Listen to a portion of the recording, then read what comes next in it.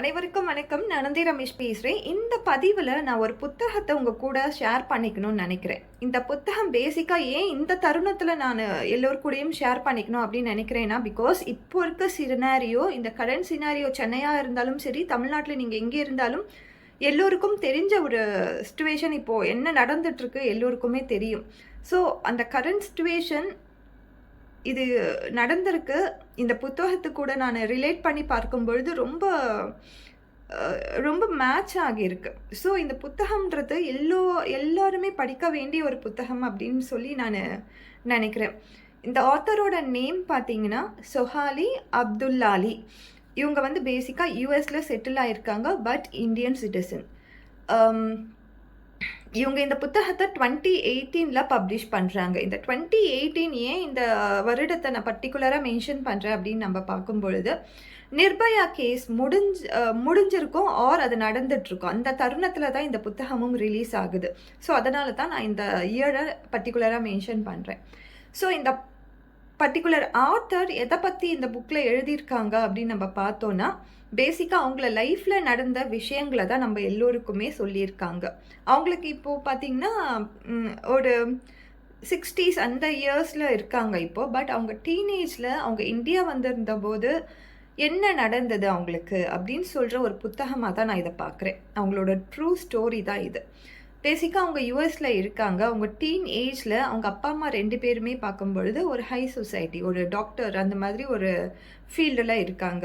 அவங்க இந்தியாவுக்கு ட்ரிப்க்கு வராங்க, அவங்களோட நேட்டிவ் பிளேஸ்க்கு வராங்க. அப்படி வரும்பொழுது அவங்களுக்கு ஒரு க்யூரியஸ், இந்த இடம் எப்படி இருக்கும், இந்த இடத்த சுற்றி பார்த்தா நம்மளுக்கு என்னெல்லாம் தெரிஞ்சுக்கலாம். ஏன்னா அதுக்கு முன்னாடி அவங்க இந்தியாவுக்கு வந்தது கிடையாதுன்னு தோணுது. அப்படி தான் அவங்களும் எழுதியிருக்காங்க. ஸோ இந்தியாவுக்கு வந்தது ஒரு க்யூரியஸில் போய் அவங்களுடைய சுற்றி இருக்க இடத்தெல்லாம் அவங்க பார்க்கணும் அப்படின்னு சொல்லி விரும்புகிறாங்க. அப்படி விரும்பும் பொழுது அவங்க நண்பன் கூட, ஒரு பாய் ஃப்ரெண்ட் கூட அவங்க ட்ரிப் போகிறாங்க. ஒரு மலை மீது ட்ரிப்புக்கு போகிறாங்க. மலை மீது ட்ரிப் போகும்பொழுது லேட் ஈவினிங் ஆகுது அங்கேருந்து கிளம்பி வரத்துக்கு. அப்போது ஒரு கேங்காக ஒரு 4-5 பேர் வந்து இவங்கள பயமுறுத்துறாங்க. அந்த பாய் ஃப்ரெண்ட் அடித்து போட்டுட்டு, கூட வந்த பாய் ஃப்ரெண்ட் அடித்து போட்டுட்டு இவங்கள மிரட்டுறாங்க. இந்த மாதிரி எங்களுக்கு நீ வந்து நாங்கள் சொல்கிறதெல்லாம் நீ செய்யலைன்னா உன்னை நாங்கள் சாகடிச்சிடுவோம், இவனையும் நாங்கள் சாகடிச்சிடுவோம். அவங்க ஃப்ரெண்டை அடித்து போட்டாச்சு. ஸோ அந்த பையனால் எதுவுமே பண்ண முடியாது. இவங்க என்ன நினைக்கிறாங்க அப்படின்னும் பொழுது, சரி நம்ம வந்து ஒரு ஒரு இந்த சம்பவத்தை வந்து நம்ம பெருசாக்கி நம்ம உயிரை விடுறதை விட நம்ம இங்கே விக்டிமாக ஆயிடலாம் அப்படின்னு நினச்சி அதுக்காக கீழ்ப்படுகிறாங்க. அவங்கள ரொம்ப எப்படி சொல்கிறது, ரொம்ப தாக்கப்பட்டு இருக்காங்க. ப்ளீடிங் ஓவராக போகுது, எல்லா இடமும் காயப்படுறாங்க. இந்த மாதிரியான ஃபிசிக்கல் அப்யூஸும் இருக்குது, மென்டல் அப்யூஸும் அவங்களுக்கு நடந்திருக்கு.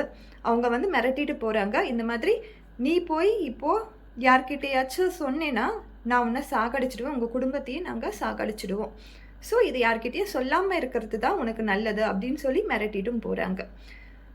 இவங்க வந்து பேசிக்காக ஒரு டாக்டரோட ஃபேமிலியிலேருந்து வரத்தால் இவங்க வீட்டுக்கு போகும்பொழுது அவங்க அப்பா அம்மா கேட்குறாங்க, என்ன நடந்தது, ஏன் நீ வந்து இப்படி இருக்க, கீழே விழுந்தா கூட ஓரளவு தான் நம்மளுக்கு காயப்படும், ட்ரெஸ் எல்லாம் ஓரளவுக்கு தான் கிழியும், ஆனால் ஏன் நீ இப்படி இருக்க அப்படின்னு அந்த சுஹாலி அவங்கக்கிட்ட கேட்குறாங்க. அவங்களும் வெளிப்படையாக சொல்கிறாங்க, இந்த மாதிரி ஒரு கேங் ரேப் எனக்கு நடந்திருக்கு அப்படின்னு சொல்கிறாங்க. இதற்கு அப்புறமா தான் அவங்க வந்து பேசிக்காக எல்லா அப்பா அம்மாவுக்கும் வர ஒரு பயம், ஒரு பதட்டம் எல்லாமே அவங்களுக்கும் வருது. சரி நம்ம போலீஸ் கம்ப்ளைண்ட் கொடுக்கலாம் அப்படின்னு சொல்லிட்டு போலீஸ் ஸ்டேஷன் போகிறாங்க. ஆனால் இவங்கள வந்து ஒரு கேஸாக கூட கன்சிடர் பண்ணாமல், ஒரு பொண்ணாக கூட கன்சிடர் பண்ணாமல், ஒரு விக்டிமாக கூட கன்சிடர் பண்ணாமல் ஒரு நைட் ஃபுல்லாக அவங்க அங்கே உட்கார வச்சுருக்காங்க. எதுக்கு உட்கார வச்சுருக்காங்கன்னா நம்மளுக்கு தெரியாது. அந்த 1978 நானும் பிறக்கல. ஸோ அப்போ அந்த சிச்சுவேஷன் என்ன இருந்திருக்கோ நம்மளுக்கும் தெரியாது. இப்போ இருக்க சூழ்நிலையே நம்மளுக்கு என்ன நடக்குதுன்னு தெரிய மாட்டேங்குது. அப்போ இருக்க சூழ்நிலை என்ன நடந்திருக்கோன்னு நம்மளுக்கும் தெரியாது இல்லையா? அதே மாதிரி தான் அவங்களுக்கும் நடந்திருக்கு. பேசிக்காக அவங்க விக்டிம் ஆகுறாங்க, ட்ராமாஸ்குள்ளே போகிறாங்க, மென்டலாகவும் அப்யூஸ் ஆகுறாங்க, ஃபிசிக்கலாகவும் அப்யூஸ் ஆகுறாங்க. ஸோ இந்த சூழல்லேருந்து அவங்களுக்கு ஒரு கடந்து வரத்துக்கே ரொம்ப நாட்கள் ஆகியிருக்கு.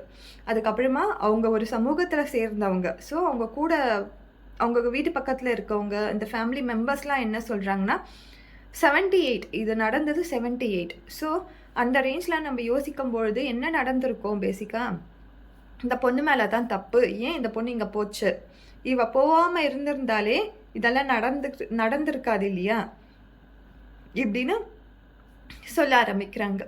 இப்பயும் பேசிக்கா இப்படி தானே சொல்றாங்க. இத்தனை மணிக்கு மேல நீ இந்த இடத்துக்கு போனா உனக்கு தவறு தான் நடக்கும்.